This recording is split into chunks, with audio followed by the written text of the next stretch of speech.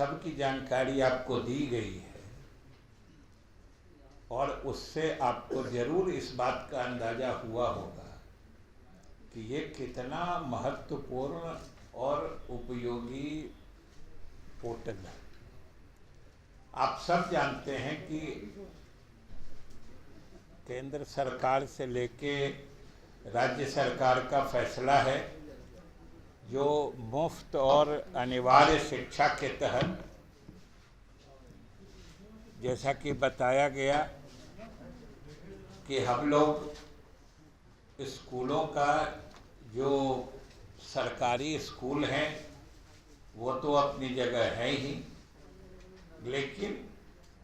जो private schools हैं, जो सरकार से बाहर के लोग शिक्षा के क्षेत्र में काम करने वाले हैं, वो विद्यालय खोलते हैं, चाहे प्राइमरी हो सेकेंडरी हो, इनका निबंधन भी अनिवार्य बनाया गया है। और जो भारत सरकार में जो राइट टू एजुकेशन 2009 बना और उसी के कॉरेस्पॉन्डिंग बिहार में भी अधिनियम शिक्षा से संबंधित, अनिवार्य शिक्षा से संबंधित या शिक्षा के अधिकार से संबंधित जो अधिनियम बना वो 2011 में बना। उसके बाद से एक तरह से जितने भी निजी विद्यालय भी चल रहे हैं उनका संबंधन अनिवार्य कर दिया गया। और आप सब समझते हैं कि यह आवश्यक भी था। इसलिए आवश्यक था कि कितने विद्यालय चल रहे हैं, उसमें कितने छात्र पढ़ रहे हैं, ये सरकार को जानकारी होनी चाहिए। तभी तो शिक्षा में क्या प्रसार हो रहा है, शिक्षा किस तरीके से आम लोगों तक या गांव के दूर दराज इलाके तक भी पहुंच रही है, उसका एक फील, एक एहसास सरकार को होना चाहिए। और इसलिए खास तौर से जब जो शुरुआती क्लास होते हैं 1ली से 8वीं तक, जैसा कि आपको हमारे निदेशक प्राथमिक शिक्षा ने बताया कि जिसके लिए मुफ्त और अनिवार्य ये दोनों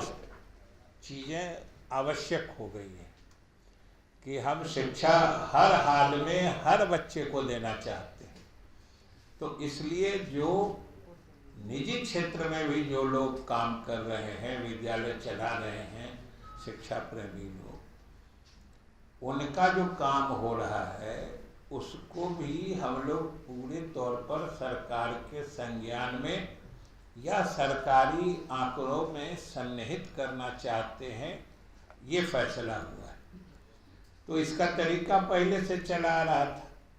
कि लोग अप्लाई करते थे, आवेदन डालते थे, जो मिनिमम रिक्वायरमेंट है, जो चीज़ें उनके पास होनी चाहिए थी संबंधन के लिए, उसकी विभाग जांच करता था और उसके बाद उनको संबंधन दिया जाता था। इस प्रक्रिया में देर भी लगती थी। कभी कभी हमारे विद्यालय प्रबंधन को शिकायत भी हो जाती थी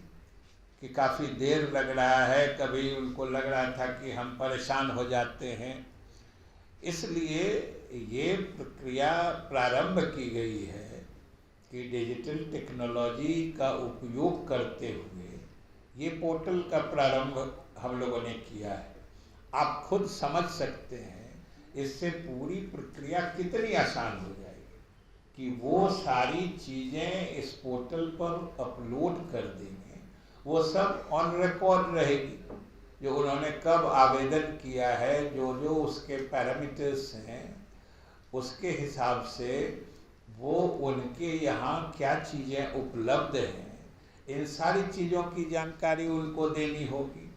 और इससे पूरी व्यवस्था पारदर्शी हो जाएगी। तो आज जब हम इसकी शुरुआत कर रहे हैं, इसको लॉन्च कर रहे हैं, तो एक नई प्रणाली की शुरुआत हो रही है। और ख़ास तौर से हम आप लोगों के माध्यम से, मीडिया के माध्यम से, जो इस क्षेत्र में काम करने वाले लोग हैं, हम उनसे भी अपील करना चाहते हैं कि वे न सिर्फ इस पोर्टल का उपयोग करें, बल्कि इस पोर्टल के साथ साथ सरकार के वेबसाइट पर, शिक्षा विभाग के वेबसाइट पर या इस पोर्टल पर भी जो चीज़ें रिक्वायर्ड हैं, जिन जिन चीज़ों की आवश्यकता है या जिन जिन चीज़ों का होना अनिवार्य है तभी आपको संबंधन मिलेगा, उन चीज़ों को भी देख लें। क्योंकि अगर पोर्टल पर सिर्फ अपलोड कर दिए और जो रिक्वायरमेंट है उसमें आपकी कमी है और कमी रह गई तो फिर आपको संबंधन नहीं मिल पाएगा, फिर आपको कम्युनिकेशन जाएगा। जो आपने जो अपलोड किया है उसमें ये चीज़ नहीं है, इतना होना चाहिए, इतना क्लासरूम होना चाहिए, इतने बच्चे होने चाहिए या इतनी जगह होनी चाहिए। तो ये सब चीज़ें भी पारदर्शी तरीके से सबको पता हो जाएंगी और सब लोग उस हिसाब से ही एक दफ़ा ही हम यही कहेंगे कि आप पोर्टल पर अपनी सूचनाएं अपलोड करने से पहले सरकार किन किन चीज़ों को देखना चाहती है, किन किन चीज़ों की जानकारी चाहती है, उन चीज़ों की जानकारी आप स्पष्ट रूप से पहली दफ़ा जब आप पोर्टल पर अपलोड कर रहे हैं उसी समय दे दें, नहीं तो फिर पहले वाली परेशानी बची की बची रह जाएगी। और उसके बाद अगर जिन चीज़ों को हमने घोषित करके रखा है कि ये चीज़ें आवश्यक हैं, अगर वो चीज़ें आपके यहाँ उपलब्ध हैं इसके प्रमाण पत्र के साथ या इसको प्रमाणित करते हुए अगर आपने इस पोर्टल पर अपलोड कर दिया है, फिर हमारे विभाग की जिम्मेवारी है, फिर हम लोग देखेंगे कि वो काम समय से उनके संबंधन का काम का निष्पादन हो जाए। क्योंकि अगर सभी चीज़ों की आवश्यकता जिनकी है और वो पूरी हैं तब तो उसमें किसी कारण से विलंब नहीं होना चाहिए। अगर उसमें भी विलंब हुआ, चाहे अगर आप पोर्टल पर अपलोड कर रहे हैं और चीज़ें कम हैं या जितनी चाहिए उतनी नहीं है या फिर सरकार के स्तर पर देरी हो, किसी स्तर पर दोनों में से किसी तरफ अगर गड़बड़ी होगी तो फिर इस पोर्टल का जो अधिकतम लाभ पूरी व्यवस्था या पूरे सिस्टम को होना चाहिए वो उसमें कमी रह जाएगी।